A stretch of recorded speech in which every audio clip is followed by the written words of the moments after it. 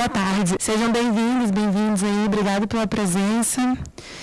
Na verdade, eu estou aqui, meu nome é Clarissa, eu estou aqui para iniciar uma conversa com Gisele, que é uma conversa de todos nós, então é só um start. E isso deixa já um convite para que, enfim, vocês se sintam à vontade para engajar na conversa em algum momento. Hoje a gente lança, né, esse novo livro de Gisele, que ela vai apresentar rapidamente aqui, para quem ainda não teve a oportunidade de folhear. E antes de passar a palavra para ela, eu queria só ressaltar o quanto que ele é singular no panorama de produção de pensamento entre a arte e uma teoria estética no Brasil, porque ele é um livro que articula ensaios visuais, né? Enfim, desde um ponto de vista do lugar autoral da artista, a ensaios teóricos. Obviamente, Gisele tem essa trajetória de ser pesquisadora, professora e artista, e o livro tem, enfim, de um jeito muito especial a capacidade de articular, sem hierarquizações, né, as diversas formas de pensamento que a gente, enfim, experimenta no nosso dia a dia. Então, sem tornar a imagem coadjuvante diante do texto, ou vice-versa, né, o livro consegue não operar, não continuar, enfim, replicando essas hierarquias que são tão pouco produtivas, e explora a potência delas. É um pensamento teórico, né, de caráter histórico também, que foi se fazendo na medida em que Gisele, enquanto artista, ia experimentando e vivendo, né,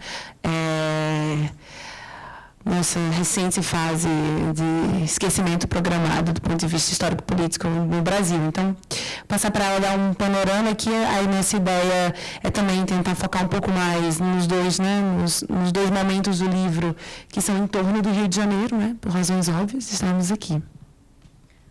Bom, primeiro, obrigada, Clarissa. Obrigada principalmente a vocês, né, de virem aqui no sábado. Nós transferimos o lançamento em função da manifestação a favor do ensino público e da educação, pauta com a qual eu, obviamente, estou diretamente implicada e envolvida e apoio, e nós preferimos correr o risco de fazer num sábado à tarde. Então eu agradeço muito a presença de cada um de vocês, agradeço especialmente ao MAR, a diretora executiva do MAR, a Eleonora Santa Rosa, e a sua equipe, especialmente a Estela, com quem eu tenho trabalhado aí mais diretamente nessa produção e outras aqui no museu.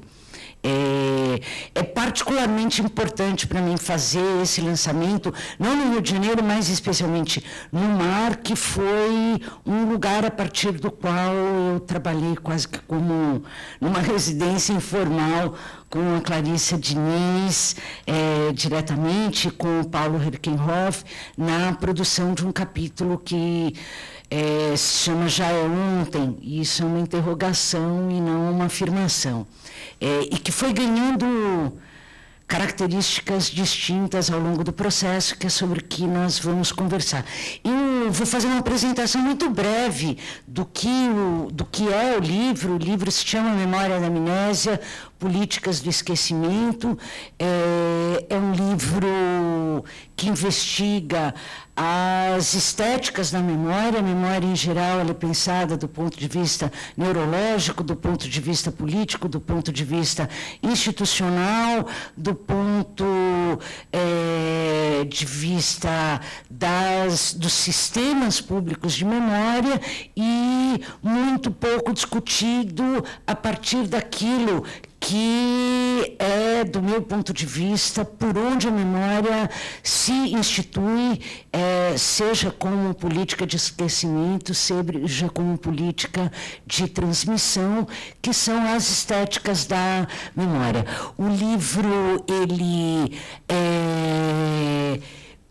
orbita em torno de 4 projetos meus feitos, que são trabalhos aí elaborados no embate com o espaço urbano e também com o espaço informacional. E por espaço informacional eu estou entendendo não só a internet, os meios digitais, mas a constituição dessas experiências como experiências que constroem territórios particulares, corporativos, sociais, afetivos, transitórios, e dentro do qual eu particularmente opero já aí há algumas décadas, né?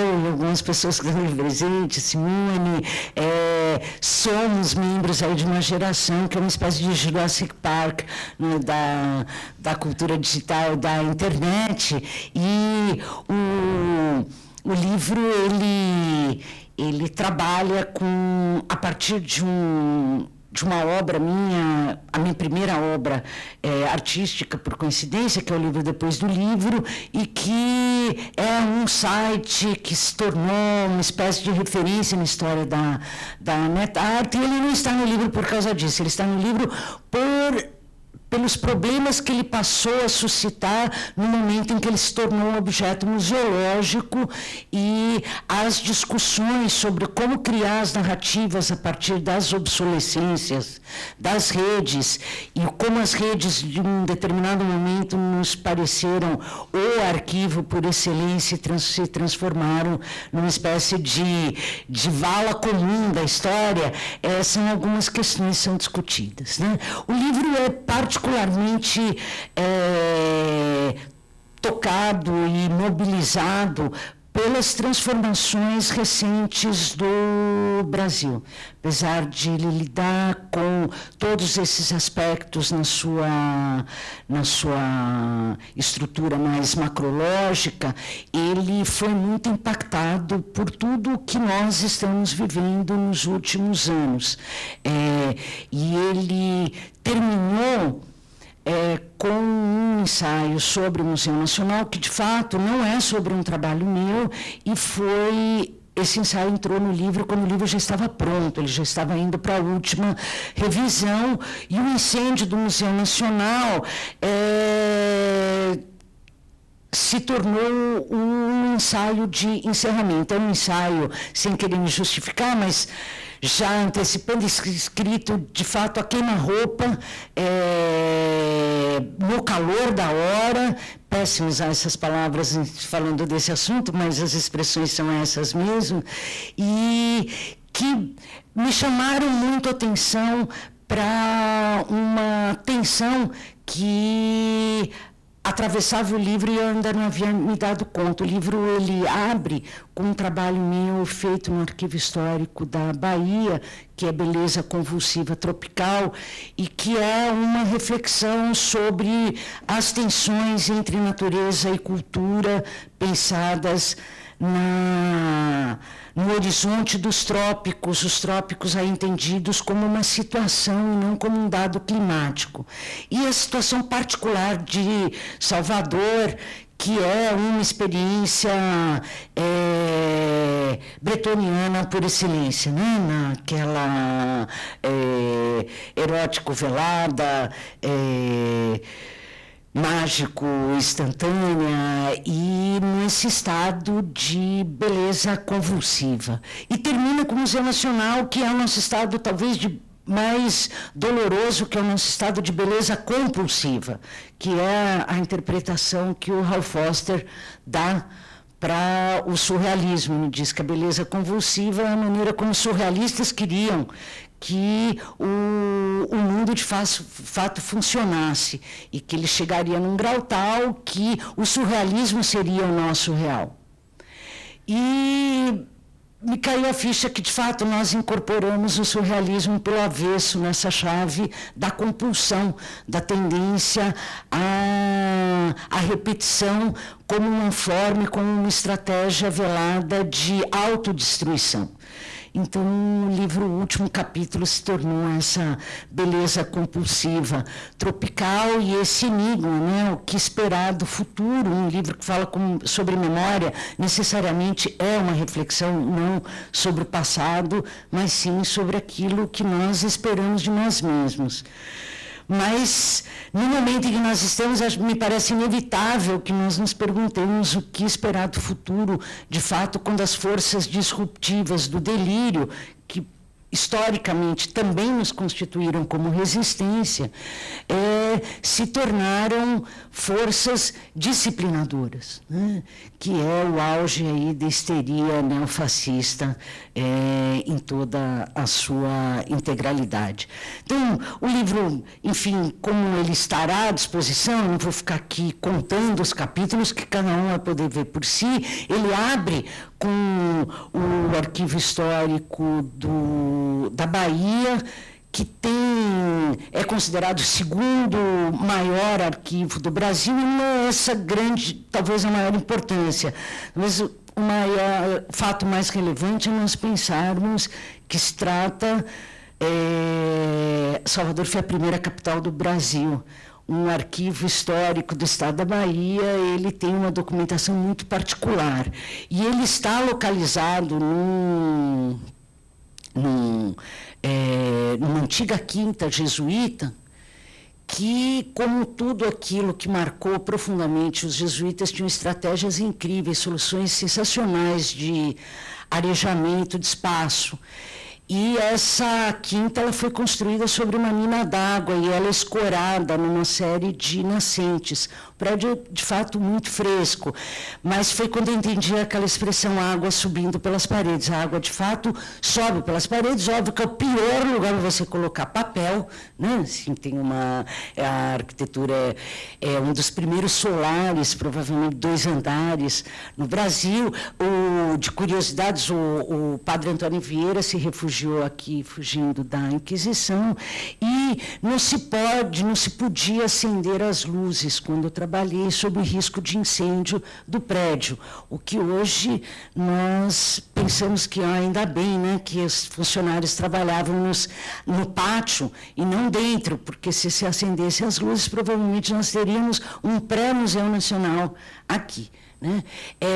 Eu acabei optando na impossibilidade de trabalhar com qualquer tipo de artefato num lugar, né, onde você não tem rede, onde você não tem eletricidade à disposição, em tirar proveito da própria unidade. A janela da minha sala é essa. Esse prédio ele foi, depois de abandonado, porque ele foi leprosário muitos anos, inteiramente cercado por ocupações informais. Então, você abre da sala de consulta do arquivo, vocês vão ver nas fotos, né? Se dá diretamente na casa das pessoas, das comunidades que vivem ao lado. E eu optei por fazer uma frase com musgo na parede, que até o final da exposição, de fato, foi a Bienal de Salvador, beleza convulsiva tropical, e uma narrativa que está reproduzida no livro, que era o áudio, que ia tocando com um gravadorzinho de pilha ao longo do dia até desfalecer. Né? O livro segue, o segundo capítulo é sobre memória da amnésia, trabalho que, vocês podem imaginar, teve uma dimensão bastante importante, não só na minha vida, mas em direcionamentos de outras pesquisas, e ele acabou dando nome ao próprio livro. E é uma situação muito particular de São Paulo, na sua relação com a sua história, com os seus apagamentos, com os depósitos de monumentos que são uma espécie de limbo da história, e a intervenção foi feita no Arquivo Histórico Municipal, para onde eu levei monumentos que estavam fora do espaço público há quase um século, e deixei esses monumentos deitados durante 2 meses, de uma situação aí de pensar pelo avesso a relação entre documento e monumento. E uma estratégia de ativação do espaço com lambilambes, com 4 frases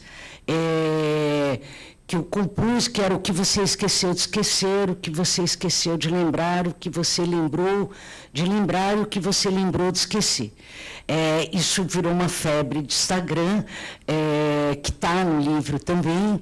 E, enfim, o livro deveria, né, terminar com 2 capítulos diretamente relacionados às minhas experiências anteriores com mídias digitais, do ponto de vista estético. Já é ontem, que eu não vou comentar aqui, que é esse capítulo sobre o Rio de Janeiro, e que eu vou conversar com a Clarissa, e o Museu das Perdas para Nuvens de Esquecimento, que é sobre a memória no tempo do digital.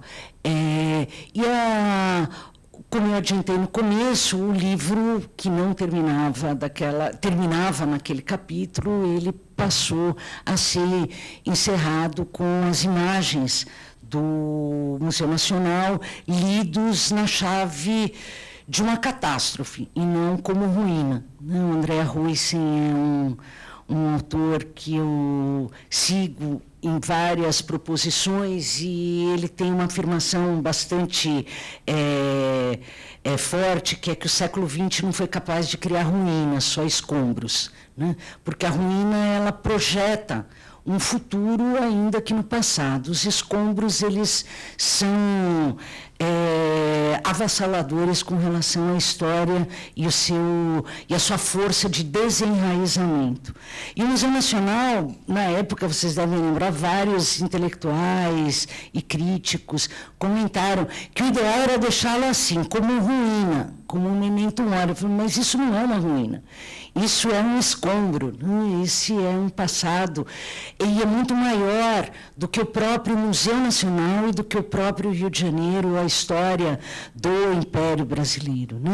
O incêndio do Museu Nacional, ele talvez seja a melhor metáfora de um país de memoricidas que somos nós, né? Nós somos um país que é um país preconceituoso, é um país misógino, é um país ingrato com seus imigrantes, que agora são tratados como refugiados, e não como, de fato, novos atores sociais, e que erradicou de forma muito sutil toda a violência que o constituiu como nação, né? A partir da escravidão, a partir da catequese, a partir das práticas inquisitoriais, e o que configura uma forma de extermínio da memória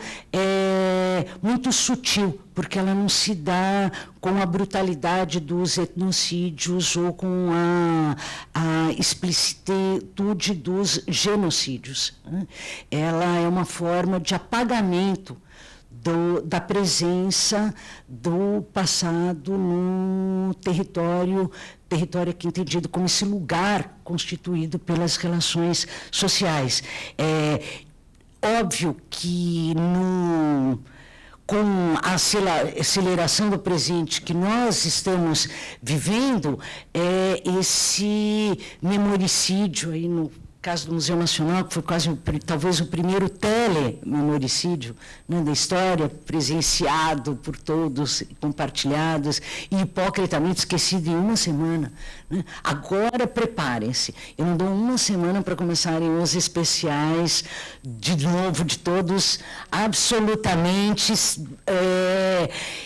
inconformados com a perda de um museu que nunca conheceram, né? Tudo isso é muito, muito metafórico de nós mesmos, né? Nesse sentido que eu falo, o Museu Nacional, o incêndio do Museu Nacional é muito maior do que o Museu Nacional. O incêndio do Museu Nacional é um incêndio nosso, né? É o nosso memoricídio cotidiano, né? Essas são algumas pontas aí do livro. Eu espero que possa falar sobre ele agora e depois, particularmente depois desse lançamento, mas eu vou passar para a Clarissa, que é com quem eu dividi essa experiência, esse ensaio no Rio. Ele foi feito, eu nunca fiz um trabalho tão longo na minha vida, ele foi feito praticamente do fim de 2010 até o começo de 2018, com um período muito intenso de vivência aqui no mar, entre 2013 até o começo dos Jogos Olímpicos, né, da Olimpíada. Parece que foi há 3 séculos atrás, mas só recordando é 2016. Né?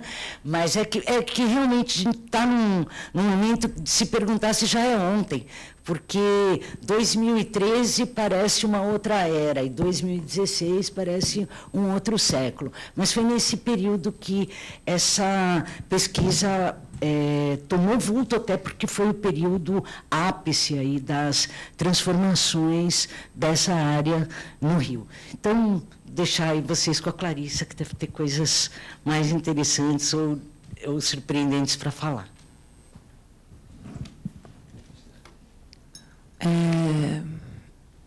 Acho que a gente pode, então, falar um pouco do Já é Ontem, talvez. Você passa para o vídeo. Tentando lembrar aqui de quando Gisele veio a primeira vez e mostrou, enfim, as imagens que ela vinha recolhendo desde 2011, não é isso? Em torno do Rio de Janeiro. Ela, na época perimetral, ainda estava de pé, né?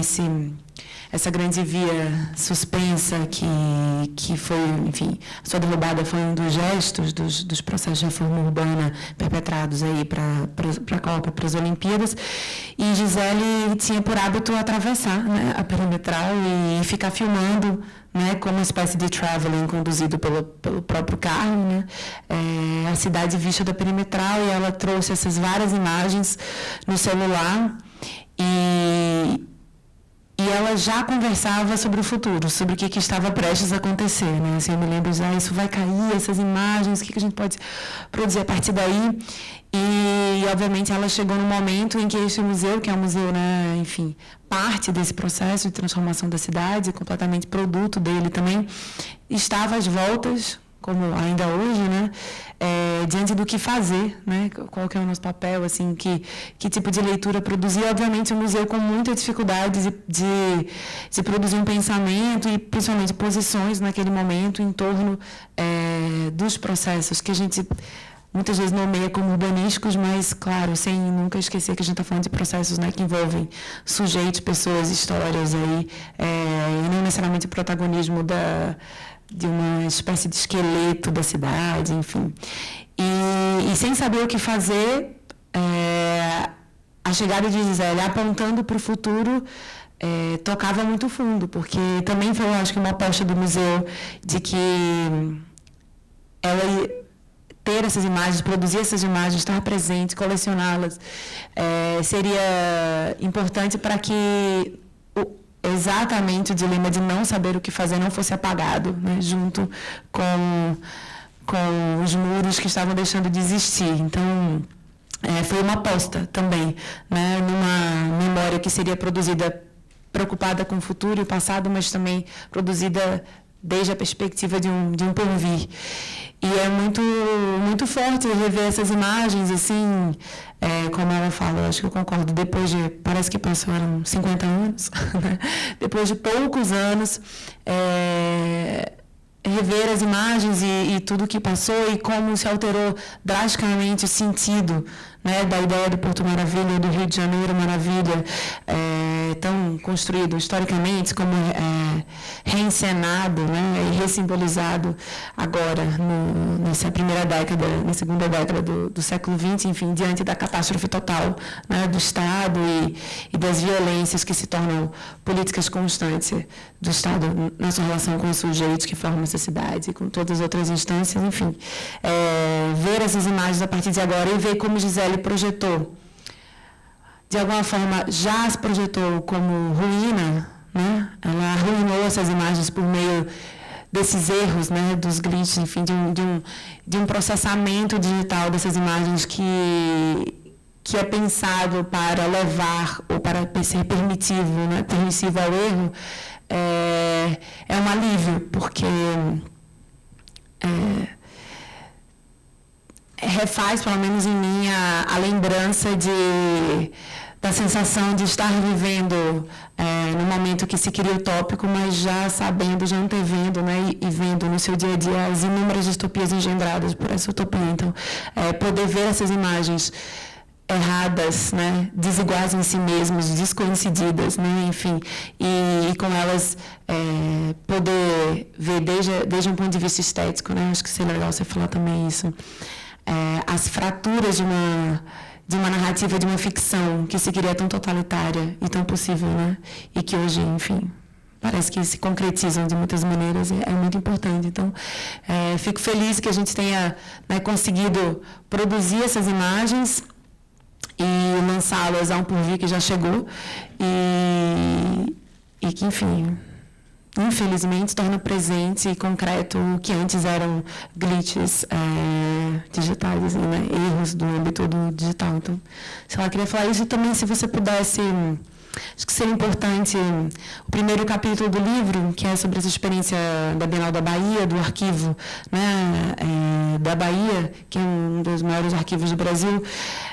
Gisele comenta no livro que foi uma experiência de reconexão com uma experiência que ela tinha tido de trabalhar com patrimônio em São Paulo por 10 anos, né? E como ela fala, né, jurássica da internet. Então, acho que para uma artista que é uma referência enfim, de uma perspectiva digital da vida e do final do século XX, começo do século XXI, esse trabalho reconecta com uma outra experiência, né, de mundo, de memória, de sentido via patrimônio, e acho que o livro o tempo inteiro ele articula, né, essa reflexão sobre política de esquecimento desde um ponto de vista do mundo digital, que não é um mundo separado, né, então você também passa a falar mais em territórios informacionais do que em mundo digital, que de algum jeito presume que a gente está falando de um mundo apartado, um mundo mesmo nosso, e articula também essa dimensão mais concreta, né, via patrimônio, e que vai ter o seu ápice catastrófico no Museu Nacional. Então, se você pudesse também comentar um pouco dessa dupla experiência, né, de estar o tempo inteiro, nesses últimos anos, correlacionando e nos fazendo ver que não se tratam de dois mundos, não há paralelismos, né, de fato, eles são absolutamente constitutivos, desde uma perspectiva patrimonialista, uma perspectiva digital, nos constitui e torna até mais difícil assim, perceber o que está se passando, né. Bom, obrigada, Clarissa. Vê se eu consigo responder. Eu vou começar da primeira pergunta, que talvez seja a mais longa, né? Que é a questão de como, da dificuldade em quase 10 anos de produção de imagens, e muitas das quais feitas de pontos de vista muito particular, apesar disso ser ser nota de rodapé no livro, nem sempre é muito visível, essas imagens, muitas delas, no momento que eu comecei a trabalhar mais no corpo a corpo mesmo, com a instância do impacto da retirada da perimetral, elas foram feitas aqui no mar de lugares que não são de acesso público. Portanto, eu vinha para o museu antes do museu abrir, ou quando o museu fechava, o que, lógico, cria ângulos muito particulares. Algumas imagens parece que realmente a perimetral está na minha cintura, e de fato ela estava, porque foram nas sacadas que você só vê externamente ao prédio, eu e as pombas dividindo a mesma visão. Mas, ao longo de tanta produção de imagem e tantas transformações, a grande dúvida, e eu uso a imagem da montanha russa, né, no livro, era que estéticas são capazes de dar conta de transformações tão abruptas, né, e tão viscerais com relação a uma imagem que não é só que o Brasil criou para si mesmo e para o exterior, que é a ideia da ficção, da cidade maravilhosa, mas daquilo que talvez para mim, né, como não carioca, mas brasileira, faça do Rio de Janeiro um dos lugares mais interessantes do mundo. O Rio é a nossa metáfora, né, em tudo, né, naquilo que ele tem de grande utopia nacional, modernista, como capital, a paisagem, enfim, acho que aqui foram depositadas as maiores utopias. E um momento profundamente potente da história do país, quando parecia, de fato, que nós estávamos conseguindo engendrar outras formas de ação política, o grande palco dessas transformações também foi o Rio de Janeiro. Eu comento no livro assim, uma série de palavras que, ao redigir os ensaios e de abreviaturas, que eram língua corrente, né, UPP, expressal, e que parece uma espécie de nova língua hoje em dia. Né? Você fala, nossa, o que era mesmo? E eram as palavras que a gente mais lia no jornal. E hoje, escrever sobre elas é você ficar na dúvida assim, eu tenho que colocar uma nota de rodapé e explicar o que é cada uma dessas coisas, tem que traduzir, tem que fazer um glossário desse nosso futuro abortado. E foram realmente essas dúvidas que foram me levando à opção por uma estética que desse conta das obsolescências naquilo que nós imaginamos como máquinas perfeitas. Né? Essa ideia que você pontua aí com bastante incisão e que para mim é muito cara, não existe um mundo que é virtual, um mundo que é digital, existe o nosso aqui mediado por essas tecnologias que já nem novas são e que a gente insiste de chamar de novas. Eu adoraria, né, que para mim as coisas também fossem relacionadas assim, as coisas têm 50 anos e são chamadas de novas, assim, é muito confortável, né, da faixa etária que eu estou, imaginar que 50, 60 anos as coisas continuam novas, mas o fato é que isso é um empacotamento de algo que não faz sentido algum. Então, desde o início, a ideia de trabalhar, num primeiro momento, com estéticas que fossem um embate com a corrupção das linguagens que produzem esses meios, né, o que a gente chama de glitch, num grande guarda-chuva, mas que são essas estéticas da corrupção dos arquivos por dentro, já era uma opção. Só que no início desse trabalho, a ideia de trabalhar com arquivos corrompidos era criar um contradiscurso a essa outra estética do CAD, das cidades pensadas como lugares sem contradição, cidades não pensadas, cidades ambicionadas.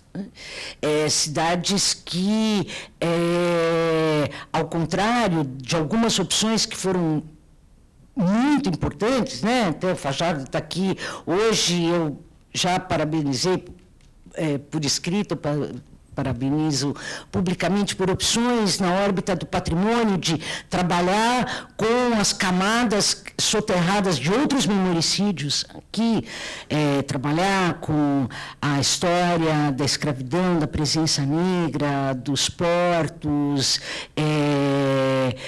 dos lugares de violência, você vê como essas outras imagens, as imagens de venda dos projetos e as imagens que, no fim, têm uma profunda semelhança, né, com uma determinada perspectiva de urbanismo, que eu chamo de um urbanismo botox, né, que ele não consegue conviver com o envelhecimento. A ideia de preservação, ela não passaria, então, por esse enfrentamento de uma história calada, mas sim pela construção de cartões postais daquilo que nós não fomos. Então, no primeiro momento, a ideia de trabalhar com arquivos corrompidos era um contradiscurso essa imagem.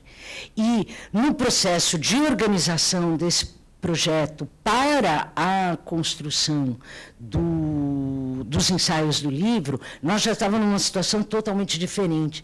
E aonde essa opção estética, ela talvez seria a única capaz de dar conta dos nossos problemas, dos nossos processos de obsolescência urbanística, de como dessa beleza compulsiva de autodestruição e aonde as descontinuidades políticas implicam num cenário de corrosão, não só da corrupção, mas de corrosão das trajetórias que só esse tipo de opção estética me parecia capaz de dar conta. No final do livro, eu acabei cedendo e colocando em miniatura todas as imagens, o que, sem as interferências. E eu só mantive uma decisão que era muito arriscada, de não colocar as imagens em ordem cronológica, de não colocar, olha, assim era e assim ficou, que seria repetir de novo esse olhar de projetos de um certo urbanismo botox, que olha, agora nosso futuro é exatamente como o nosso passado idealizado se conjuga, né? Então, essa era a pulsão mesmo do projeto.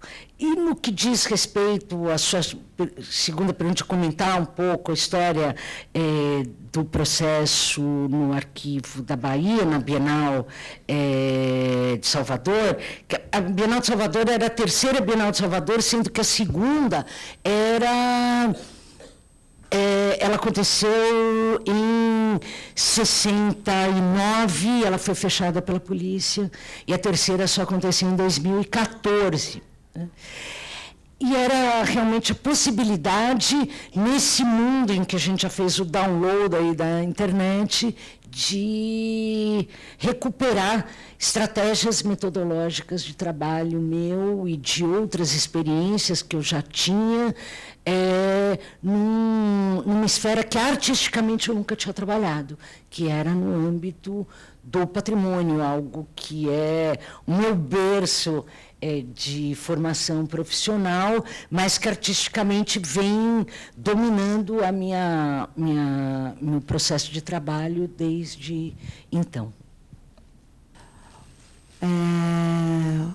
O Memória da Amnésia, então, né, que é um segundo momento do seu olhar, do seu retorno à perspectiva do patrimônio e que se lança sobre a cidade de São Paulo, esse projeto que, enfim, ela passou rapidamente, mas que continua, né, que inclusive teve uma exposição, né, correlata aí esse ano, a partir dos pedaços, né, das esculturas, das estátuas, dos monumentos da cidade de São Paulo, que, por uma série de razões, são removidas de seus lugares originais e ficam no depósito, muitas vezes vão para outros lugares, ou às vezes nunca saem dos depósitos, né? E Gisele trabalha exatamente com esse acervo, né? Isso que faz uma situação de fato dramática, né? Ver, enfim, aquelas alegorias, aqueles rostos, aquelas pessoas, aqueles animais, aqueles heróis, né? Enfim, completamente fraturados e despossuídos de qualquer nexo histórico e semântico entre si, e largados como um armazém, como um depósito, e claramente não se comportando, não performando um arquivo, né? Já ali destituídos da sua força de documento e cada vez mais performando um lugar de resto, de lixo, enfim. De fato, essa diferenciação entre arquivo e depósito, né? O documento e armazém e arquivo aparece inúmeras vezes e fica muito clara na sua relação com as estátuas, monumentos de São Paulo.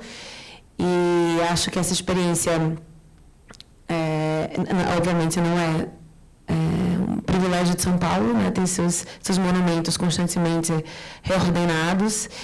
E ainda que o seu trabalho tenha como foco o momento que elas estão no depósito, né, e lança um olhar prospectivo, né, para para o que vem depois, a gente sabe que existe um momento anterior em que parte desses monumentos, mesmo estando no espaço público, já não fazem sentido, né? Enfim, estão completamente esquecidos enfim, deslocados de qualquer teia de sentidos, né? Assim, as pessoas não sabem quem são, não sabem por que estão ali, né? E isso fala, claro, de uma obsolescência da própria ideia de monumento, né, ou de um jeito de conceber história e suas alegorias, né, que muda com muita força. Eu acho que a própria cidade de São Paulo nos trouxe o pacto da Fiesp, né, recentemente, que é uma evidência clara de como mudou, né, como a gente constrói alegorias de outras maneiras hoje, né, assim, como que a monumentalidade daquele pato, né, e da força simbólica, né, e política que ele engendrou e que ele conseguiu, né, enfim, mobilizar em torno dele, é algo impressionante, sem que, todavia, ele seja um monumento fixo, né, enfim, enfim, ele é, de fato, o avesso, né, de uma estética que se pretendia eterna, né, imortal, né, com, enfim, feitas dos melhores metais ou melhores pedras, né, postas nos lugares de maior visibilidade da cidade.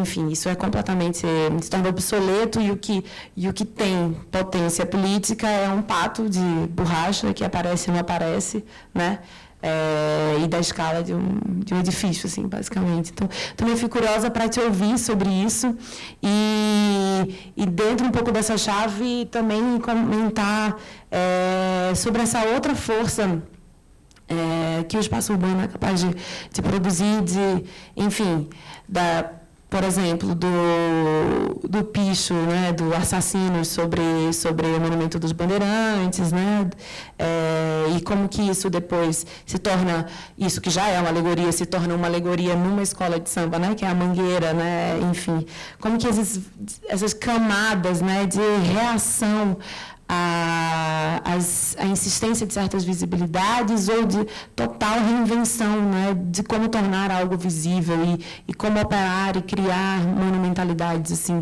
no século XXI, assim, desde essa sua experiência olhando para esses depósitos dessas antigas alegorias, assim, e diante de um outro jeito de constituí-las agora, assim, como que o que você poderia partilhar de percepção conosco? Nossa, que difícil.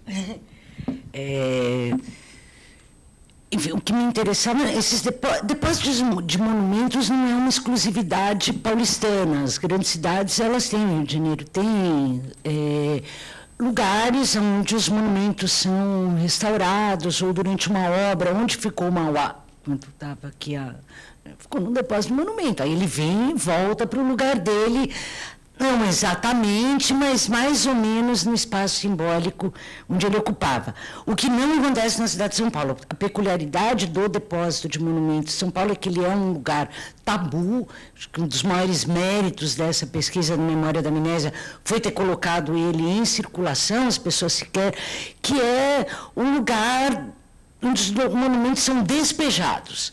E, uma vez lá, dificilmente eles sairão. Eles são uma espécie de limbo da história urbana. E me interessava particularmente essa relação que outros paisagismos e que outras histórias renegadas estariam nesses depósitos. Eu confesso que, até conseguir entrar no depósito, eu tinha uma certa fetichização sobre o que eu encontraria lá.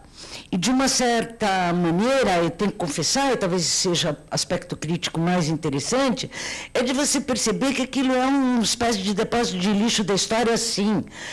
A maior parte daqueles monumentos, muitos não faziam o mínimo sentido, e eles vão sendo colocados e descolocados, da mesma maneira que eles mudam de lugar, e tem uma certa ironia muito interessante, que tudo bem, nós só monumentalizamos as imagens do poder, mas no momento em que elas são tratadas dessa maneira, elas também evidenciam que esses poderes também são sujeitos aos mesmos memoricídios que nós condenamos de outras formas, outros atores sociais.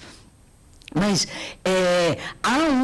nesses últimos anos, e isso sim me parece que talvez seja algo a se problematizar de agora em diante, no momento de sequestro da memória que nós estamos vivendo nesse revisionismo assim assustador, é que as transformações do país levaram a uma disputa de narrativas que desembocou num corpo a corpo e num tensionamento com monumentos que são monumentos muito difíceis, como o monumento às bandeiras do Brecheret, como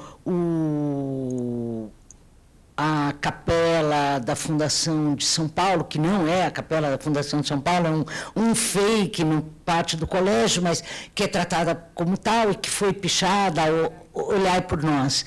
E logo já pintaram de branco, e nós temos que realmente criar maneiras de pensar como lidar com essas histórias difíceis e incômodas que vão necessariamente incluir o Pátio da Fiesp como um dos seus ícones em algum momento, sem que isso se torne um objeto de memoricídio. Ou seja, eu particularmente sou totalmente contra derrubar o monumento às bandeiras. E sou totalmente contra que ele continue pacificamente ali aonde ele está. Ele tem que virar um lugar de discussão. Lógico, a Alemanha tem problemas, óbvio, muito complexos com a sua memória e seu passado recente, e tem estratégias que são muito interessantes, né? Tem um museu na Alemanha que uns 20 quilômetros de Berlim, para onde foram levados todos os monumentos nazistas e uma série de monumentos absurdos. Monumentos góticos totalmente sem noção, fora de escala, monumentos que ninguém sabe por que foram feitos e quem retirou, e os monumentos soviéticos. Então, e eles viraram um museu de monumentos incômodos, onde, de alguma forma, sim, não tem essa sensação de vala comum da história e tem um espaço crítico. Eu penso que seria mais interessante conseguir fazer essas coisas no lugar em que elas são, né? Como transformar o espaço do Museu das Bandeiras, as bandeiras, por exemplo, que é uma obra incrível do Brecheret. Assim, como obra escultórica, assim, é parte de um legado modernista da cidade.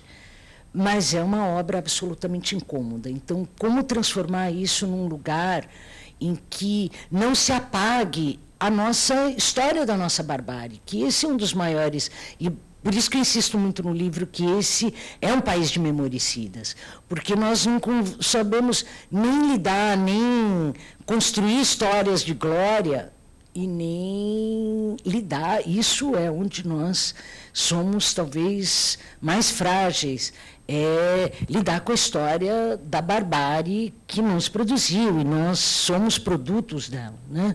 Então, isso que talvez sejam me parecem os grandes desafios das políticas contemporâneas de patrimônio, como elas se tornam cultura de fato e não espaços de contemplação, né? Pois é. Gente, se alguém quer, enfim, comentar, perguntar. Então, boa tarde, Gisele, Clarissa. Enquanto a gente estava vendo as imagens, eu fiquei pensando duas situações para trocar com vocês, né? Uma delas é essa ideia de uma espécie de sedução da imagem da catástrofe, né? Que tem um pouco a ver com a beleza compulsiva do Hal Foster, né? Dos instantes do Man Ray, enfim, que são congelados a partir de uma ideia que pode ser bela, que pode ser... E lembrei também que assim que teve o 11 de setembro, teve uma grita nos Estados Unidos como se aquilo fosse uma obra de arte. E alguns declararam que a queda das torres seria uma grande obra de arte. Claro que a gente pensa isso como imagem, né? Isso foi, enfim, tratado por autores e tal. Então, eu queria perguntar para a Gisele um pouco essa relação entre a sedução, né? A imagem da catástrofe, ela é sedutora, não necessariamente a gente vai partilhar daquela, enfim, dos acontecidos ali, ou do resultado de tudo aquilo, mas tem uma sedução que é uma sedução que responde a uma sociedade que está acostumada a ver, né? Ouvir os tiros numa reportagem, ver as pessoas correndo, tudo aquilo é tão patético, né? E, ao mesmo tempo, enquanto você estava falando, eu estava pensando um pouco no que o Brasil faz com essa memória, um pouco, né? Que o Brasil, por exemplo, tem restaurante e pousada chamados de senzala. Então, a gente nomeia, né, afetivamente, vou abrir uma pousada com o nome, a senzala. Né? E a Alemanha talvez não tenha nenhum restaurante chamado Holocausto. Né? Então, acho que a gente responde, eu não sei dizer como, né, mas a gente responde de um outro modo. Por um lado, a gente poderia talvez pensar se esse modo é uma dobra sobre a tragédia, né? Mas, por outro, assim como o Brecheret, lá do Monumento aos Bandeirantes, não é, né? Assim, é um lapso, talvez, né, que a gente hoje precise sublinhar. Então, eu queria que você comentasse um pouco sobre essa sedução que a imagem, às vezes, ou no Audiolândia, no outro trabalho seu, aquelas coisas ditas, né? E eu estou dizendo sedução, obviamente, nada a ver com uma compactuação do fato, né? Mas o próprio jeito de agir, editar, selecionar, é um jeito que tem que ter decisões, enfim, estéticas, né? Queria que você comentasse um pouco. E Clarissa, retomar um pouco até conversas que eu tenho com ela sobre esse lugar do museu, né? E a partir do que Gisele está dizendo, assim, às vezes eu tenho dúvida se a gente esgarça o lugar do museu, ou seja, se ele é uma instituição falida, porque guarda, porque bota na gaveta, porque esconde, né? E se será essa instituição que a gente vai levar adiante, ou se não, ou se ainda a gente precisa rever as vocações um pouco do museu. Quer dizer, qual é o papel do museu, qual é o papel do museu frente a um lugar, a gentrificação, a sociedade. Abrindo aqui questões. Deixa eu só ver uma coisa para a gente não se perder aqui. Será que não seria melhor a gente juntar umas perguntas e depois, para não ficar uma coisa... Né, acho que muitas têm a ver uma com a outra, e aí a gente também poder conversar um pouco na luz lá fora. Boa tarde, professora. Meu nome é Marcela. Acabei agora uma pesquisa na área de memória social, cujo objeto foi a produção de memória das mães que perderam filhos assassinados por policiais, essa produção de memória nas redes sociais, né, no Facebook, as postagens que elas fazem. E fiquei interessada, né, nessa sua proposta do memoricídio, porque me parece que a gente está vivendo um memoricídio que é de alta velocidade, né, que ao mesmo tempo que elas vão postando sobre a memória dos filhos que foram assassinados diariamente, cotidianamente, a resposta é muito pequena, né, assim, o número de curtidas é muito pequeno, o compartilhamento é muito pequeno, é algo que circula basicamente dentro de uma rede de solidariedade que as mães e seus apoiadores vão formando entre si, né? Então, eu pergunto assim, o que está acontecendo, né? Porque a gente está diante de uma calamidade, a gente viu o que aconteceu essa semana no Rio de Janeiro, né, com várias pessoas assassinadas, me parece que ontem teve mais um caso. Bom, enfim, então... É uma pergunta mesmo que toda pesquisa não consegue responder, né? A gente vê o problema que elas têm um grito e parece que não há uma resposta adequada por parte da sociedade, né? Então, um pouco nesse caminho assim que eu estou procurando, né, interlocutores para tentar avançar um pouco mais nessa questão. Parabéns, Gisele, obrigado, Clarissa, pela condução. O trabalho é bastante provocante. Eu queria trazer duas questões um pouco entrelaçadas, uma macro, outra mais localizada. O Paul Virilot falava que da invenção do transatlântico é também a invenção do naufrágio. O surgimento de uma ideia de espaço informacional, da própria internet, é um momento de profundo otimismo, e onde a gente acreditava que isso iria, na verdade, melhorar a qualidade das interações humanas, e a gente hoje está observando com um certo aterroramento que isso, na verdade, significa um espaço de controle absoluto, e que não é somente um controle de experiência digital, mas é também um controle de processos sociais, políticos. Então, está claro que o uso de bancos de dados está influenciando a democracia em vários lugares, definindo eleições, como no caso dos Estados Unidos. A gente sabe que o algoritmo do YouTube, ele tem uma capacidade de produzir essas bolhas de ódio, que justifica um pouco também o que acontece na nossa realidade. Então, a pergunta é sobre essa hibridização de espaço público, tanto como território, mas também como lugar democrático, com esse espaço digital. E quem controla esse espaço, que não é mais um Estado nacional controlando isso, mas é um headquarter lá no Vale do Silício, uma companhia que detém um certo controle sobre um espaço que não é mais definido por fronteiras.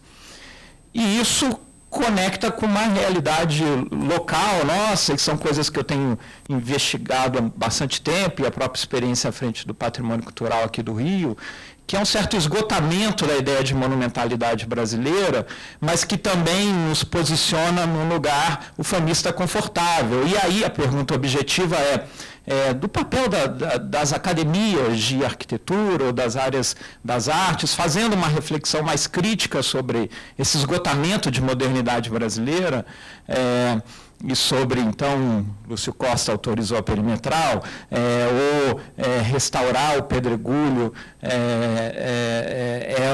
tanto recuperar um edifício que é uma obra de arte, mas, ao mesmo tempo, uma falência de projeto habitacional.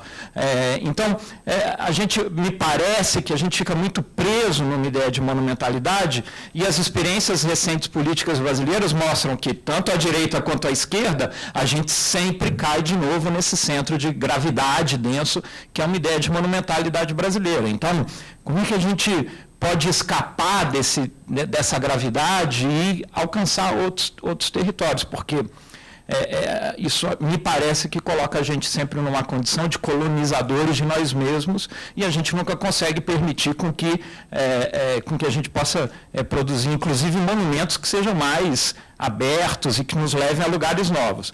Então, acho que tem um embate que é muito sinistro na minha visão, porque a gente não controla o mundo, mas o mundo hoje está também influenciando essas discussões que a gente deveria ter aqui. Então, eu queria trazer essas duas provocações e conversas. Boa tarde, todo mundo. Gisele, prazer ver você aqui. Clarissa, incrível o grau das perguntas e das discussões, é super interessante estar aqui. Obrigada. Pergunta eu acho que eu vou abrir um outro viés. Acho que é interessante que cada um aqui talvez te conheça de um ponto de vista diferente, de uma época diferente. Para mim, você é uma pessoa que esteve intrinsecamente ligada ao início das questões trazidas pela mobilidade, pela telefonia celular, pela visão de que a gente estava ubiquo, constantemente conectado, e todo o teu pensamento daquela época influenciou toda uma geração, né? Então, eu acho que você, para mim, é uma pessoa que, e eu venho acompanhando o teu trabalho, que hoje, quando trabalha com esses temas, me parece que há uma conexão muito grande, e essa é a questão que eu queria trazer, com essa obsolescência recursiva, recorrente, perversa, com a qual a gente vive.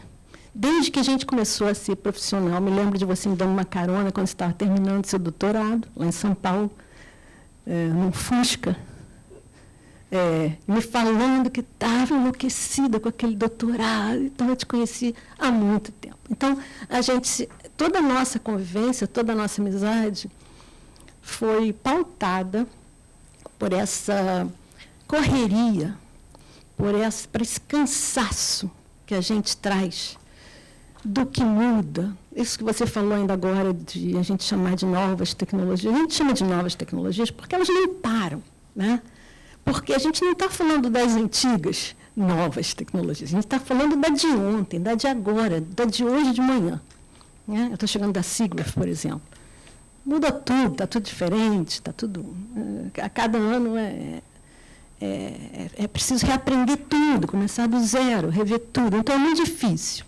Então, o que me parece que eu gostaria que se tentasse conectar é a tua experiência como artista eletrônica, curadora, professora na área de arte eletrônica, na área dessa visão crítica em relação à obsolescência tecnológica, ou a não obsolescência tecnológica, mas a nossa implicância em tentar reinventar o que já foi inventado milhões, zilhões de vezes. E todo esse trabalho teu de memória, de ruínas, que eu venho acompanhando, eu venho trabalhando com os alunos, venho me deleitando com essa visão. Imagino você entrando, né, eu dei uma aula sobre isso um dia, falei sobre isso, você entrando esse locus de pedaços de estátuas antigas, assim, e o que isso tem a ver, o quanto isso tem a ver, me parece, né, com toda a tua trajetória profissional ligada a esses cemitérios de formatos, versões, linguagens, aparatos. Né? Então, essa é uma questão. Queria que você comentasse, assim, numa visão bem holística, tudo isso. Obrigada. Eu nem ia falar nada, porque já são tantas coisas, eu não sei como vocês vão responder. Eu editei duas. Né? Não, mas a minha é bem fácil, porque já falaram muitas coisas muito interessantes, importantes. Eu queria só te contar o seguinte, eu vim de Uber, né, que já é uma informação importante nesse contexto aqui. E aí perguntei para o motorista, o senhor vai andar nessa roda gigante que tem, né, aqui sendo feita? E ele me disse assim, eu não. Você já viu lá o negócio da ciclovia, né, quer dizer, é o mesmo, né? Então, assim, a gente vive nessa... Exato, eu acho que essa é a grande imagem poética. Com certeza. Né? Assim, quer dizer, será que a gente vai andar nessa roda gigante? Né? Porque, por exemplo, no London Eye, todo mundo quer andar, tem aquela fila, né? Mas aqui eu tenho essa questão. Né?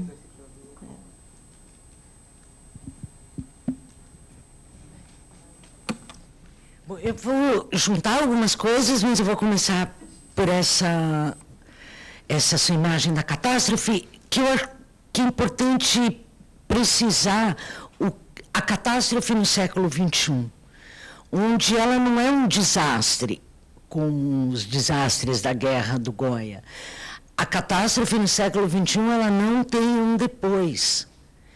Ela é terminal. Nós estamos na iminência de uma catástrofe ecológica e não haverá depois. O aquecimento global, as mudanças climáticas, tudo isso tem indicado que a catástrofe é terminal. E é por isso que a catástrofe ela dialoga com os escombros e não com as ruínas. As ruínas têm depois, porque elas têm um futuro, seja idealizado no passado, seja na esperança de virar a natureza outra vez, que produz um tempo em movimento. E E é nessa perspectiva que eu insisti muito nessa leitura do incêndio do Museu Nacional sob o signo das catástrofes e não sob o signo das ruínas. Então, era um pouco nessa linha. Eu já vou expandir, depois devolver para a Clarissa, porque a segunda pergunta era para ela. Tem, tanto na sua observação sobre esses headquarters, esses bancos de dados que nos governam, né? Quanto na sua, com essa incipiência das reverberações dessa estratégia de constituir uma memória para esses extermínios feitos pela polícia, pelas milícias, das populações mais pobres, a situação das mães, que é super importante, é uma marca muito do nosso tempo ainda imaginar que a internet é um grande arquivo e ela é o lugar do vórtice. Nós não temos, de fato, nenhum controle sobre esse lugar, e eu tenho insistido, não nesse livro, mas num outro meu, Futuros Possíveis, que trata mesmo de processos de arquivamento no ambiente digital, que está na hora de nós criarmos de demandar um código ético que possa regular esse universo das memórias que são compartilhadas no ambiente digital. Assim, eu sou de uma geração que via na GeoCities a grande internet alternativa daquilo que hoje a gente fala a Web 1.0. Essa história foi deletada. Esses servidores acabaram, o MySpace, sem o qual não será possível fazer a história da música no século XXI, perdeu, sei lá se perdeu, jogou fora. A versão oficial é que perdeu num ato aí de pau de servidor, 85% do conteúdo que estava arquivado. Tem uma série de bandas que começaram a sua história lá.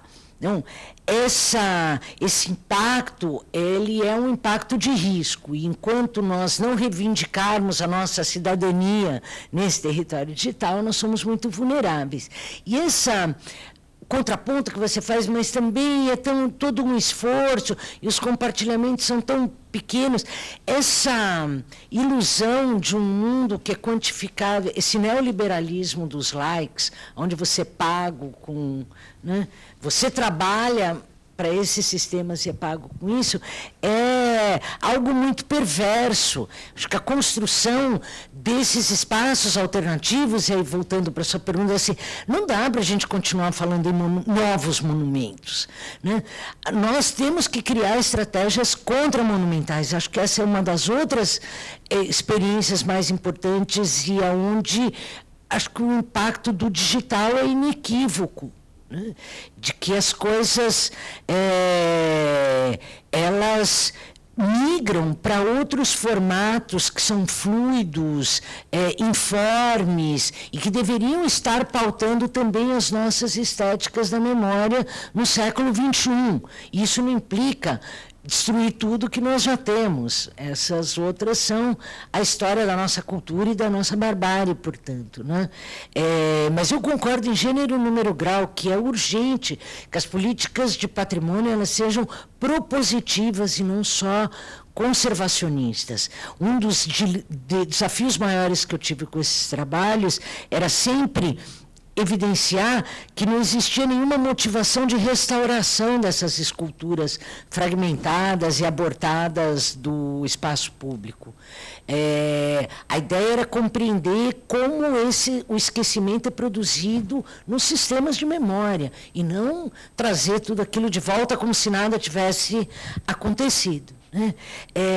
E aí, nessa direção, eu acho que eu respondo a vocês duas, assim, eu não consigo pensar o meu trabalho sem toda a minha formação, tanto no patrimônio, como a minha experiência dentro dos ambientes digitais. E acho que essa visão, para olhar as cidades do ponto de vista da obsolescência urbanística, que é isso que impede uma pessoa testar uma roda gigante e ficar em fila.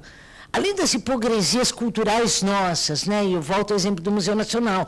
As pessoas choraram durante um dia sobre um museu que ninguém conhecia.